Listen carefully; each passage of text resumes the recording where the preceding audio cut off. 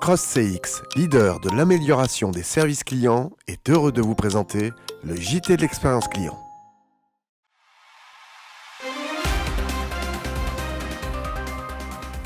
Bonjour, bienvenue dans cette nouvelle édition du JT de l'expérience client où on parlera des métiers qui résistent à l'IA, de l'enquête satisfaction consommateur chez les réparateurs automobiles, des pertes de clients chez SFR, de robots guides dans les Leclerc.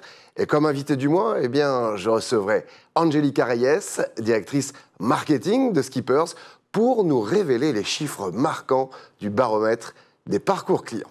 Mais en attendant, retour sur le gala des directeurs de l'expérience client.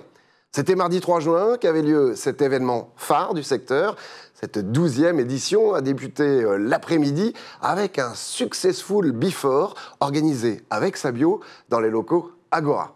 Le gala s'est ensuite déroulé au pavillon Vendôme avec entre autres une table ronde passionnante et très appréciée avec l'écrivain star Bernard Werber. Puis une séquence surprise et émotion avec la présence de notre neuf de cœur, le footballeur Ballon d'Or 1991, Jean-Pierre Papin, bien placé pour remettre notre coup de cœur 2025 à Agrico, qui sera l'invité de notre JT à la rentrée au mois de septembre. Un gala rempli de convivialité et d'humour, tout ce que l'IA ne domine pas encore. Une soirée qui a encore battu des records cette année, de 136 participants, dont 148 décideurs étaient présents. 1500 avis ont été exprimés pour l'étude annuelle, commentée par 6 partenaires experts de la soirée. Le hashtag Gala Expérience Client a généré plus de 460 000 impressions auprès de 37 000 personnes sur le réseau social X, anciennement Twitter. Rendez-vous donc prochainement pour découvrir notre reportage et les interviews réalisées durant cette soirée.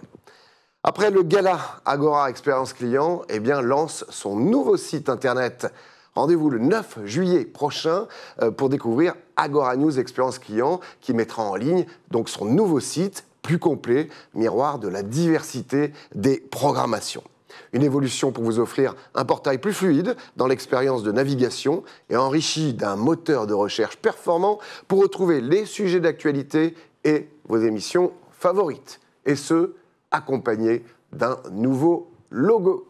L'occasion de vous présenter justement les nouveaux logos du groupe Agora, dont celui d'Agora News dédié à l'expérience client, avec une nouvelle charte graphique qui s'appuie sur le A d'Agora en pleine ascension et portée par des couleurs solaires. Le bleu sera celle de notre média Agora News Expérience Client. Voilà, parlons maintenant du baromètre satisfaction des réparateurs automobiles.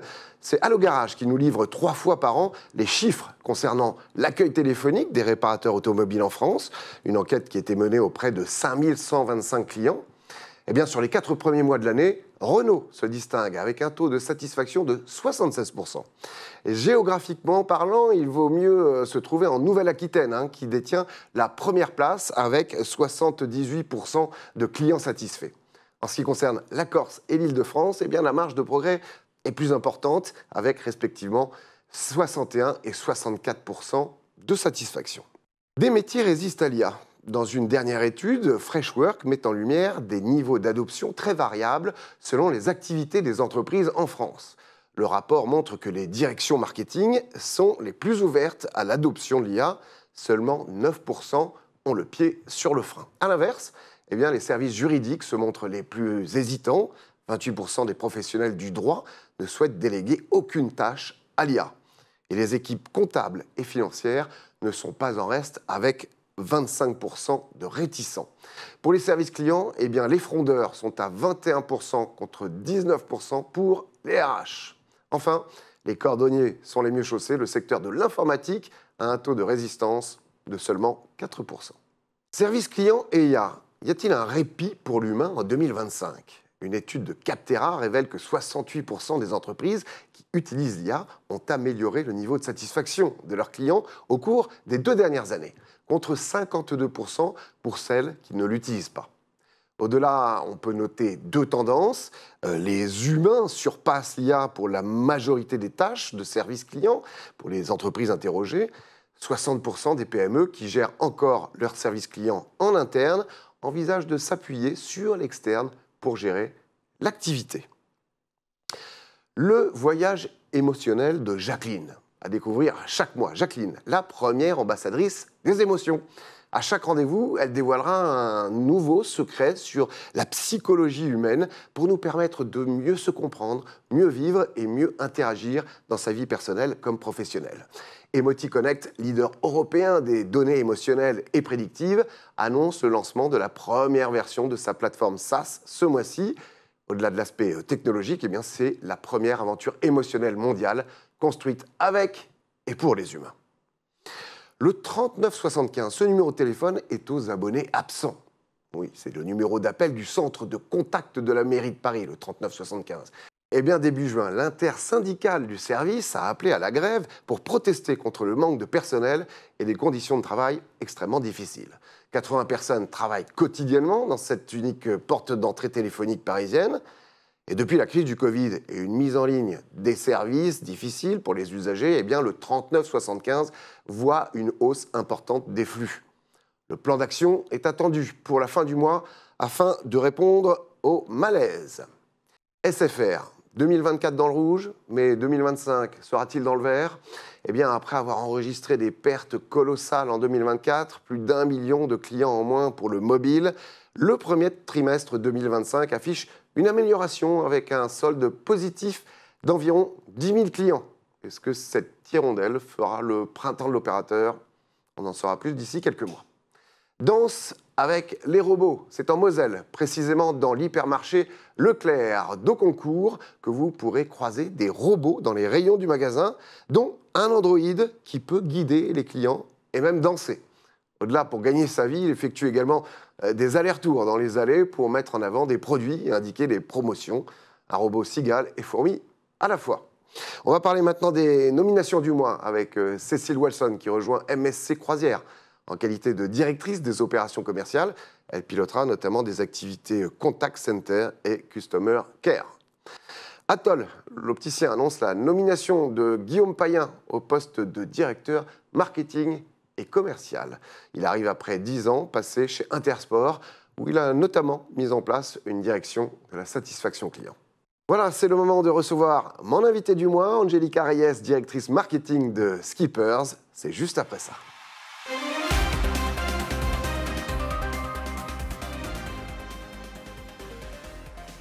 Bonjour Angélica. Bonjour Alexandre. Merci d'être sur notre plateau. Merci de m'accueillir aujourd'hui.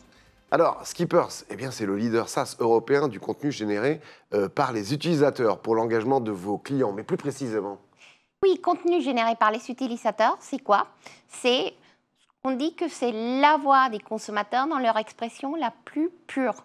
C'est des avis qu'on va laisser lorsqu'on utilise un service ou un produit. C'est des commentaires ou des posts qu'on va faire sur les réseaux sociaux. Et aujourd'hui, ce contenu, ce qu'on appelle des UGC, User Generated Content, sont présents tout au long du parcours client.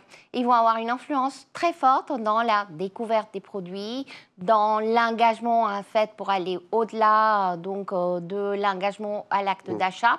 Et on se rend compte qu'in fine, on se reconnaît avec ses pairs, on veut chercher cette rassurance. Et c'est ça les sujets. Et nous, chez Skippers, nous aidons les marques à collecter, à gérer, activer ces UGC, avis, feedback, posts sur les réseaux sociaux créés par des créateurs, des consommateurs, à le faire à grande échelle et l'intégrer dans leur parcours client. On va se retrouver ensemble, Skippers et Agora, le 25 juin prochain, puisque vous proposez un webinaire, justement, ensemble, Skippers, Agora, en présence de PMP.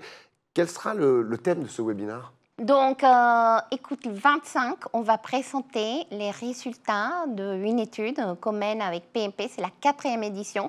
On le fait avec l'IFOP. On va interviewer 6000 consommateurs, en fait, qui vont parler de leur expérience avec les marques. Donc, on va dévoiler les indicateurs. On a étudié plus de 150 marques. Ouais. Donc, ça va être l'occasion de découvrir qu'est-ce qu'ils pensent, tous ces consommateurs, de leur expérience avec différentes marques. Alors, l'Observatoire des parcours clients, eh bien, c'est une étude annuelle qui permet aux marques de comparer leur niveau d'expérience à ceux de leurs concurrents et aux entreprises d'autres secteurs d'activité. On aura le temps, le 25 juin, durant 40 minutes, de dévoiler tout le contenu de cet observatoire. S'il y a une tendance qu'on peut révéler ici dans ce JT. Donc, il y a deux sujets intéressants. Il y en a plein de sujets intéressants, mais il y en a deux dont j'aimerais parler aujourd'hui. Le premier, c'est quels sont les facteurs d'influence pour échanger avec une marque. Oui. Donc, est-ce que c'est l'entourage? Est-ce que c'est la publicité? Est-ce que c'est les avis? Donc, on va voir aussi que les choses évoluent beaucoup depuis le dernier observatoire qu'on a fait.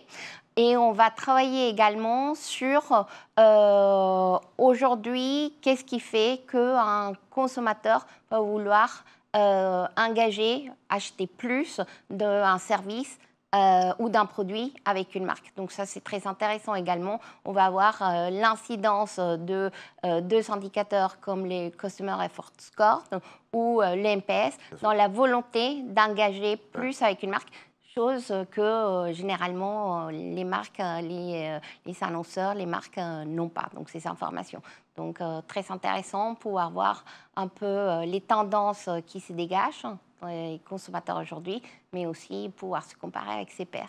J'imagine que l'émotion sera au centre de toutes les attentions. Bien évidemment, cette trace émotionnelle est extrêmement importante et finalement, c'est ce qui fait que je reste fidèle à une marque et qui me donne envie peut-être d'acheter plus. Et c'est ce qui différencie les marques des autres.